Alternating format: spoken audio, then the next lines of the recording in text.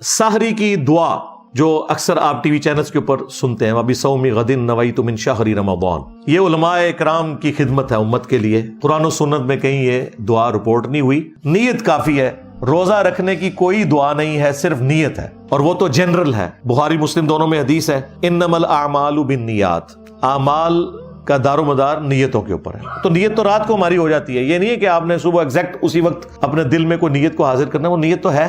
ہاں بعض اوقات ایک ڈبل ذہن میں آ جاتی ہے بات، میں رکھوں نہ رکھوں، کل میں نے سفر پہ جانا ہے، یا اس طرح کا کوئی ایشو میرے ساتھ بن سکتا ہے، تو وہ ابو داؤد میں پھر حدیث ہے کہ نبی علیہ السلام نے فرمایا کہ جس نے طلوع فجر سے پہلے روزے کی نیت کر لی اس کا روزہ درست ہے۔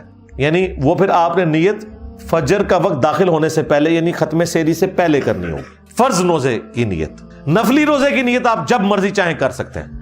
وہ بخاری مسلم میں آتا ہے کہ نبی علیہ السلام گھر تشریف لاتے تھے، امہات المومنین کہتی ہیں کہ پوچھتے تھے ناشتے کے لیے کچھ ہے؟ ہم کہتی تھی کہ ناشتے کے لیے تو کچھ بھی نہیں ہے، آپ ذرا زندگی کے فقر کا لیول دیکھیں۔ پھر حضور کہتے تھے ٹھیک ہے، پھر آج ہم روزہ رکھ لیتے ہیں۔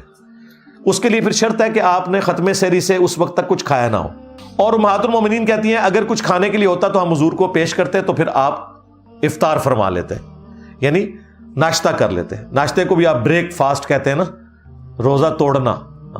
افطار صرف غروب آفتاب کے وقت نہیں ہوتا، دن کے وقت بھی اگر کوئی روزے کو کھولے اسے افطار ہی کہا جاتا ہے۔ تو نفلی روزہ اس کی نیت آپ فجر کے بعد بھی کر سکتے ہیں، سورج نکلنے کے بعد بھی کر سکتے ہیں، بشرطے کہ کچھ کھایا پیا نہ ہو اس دوران۔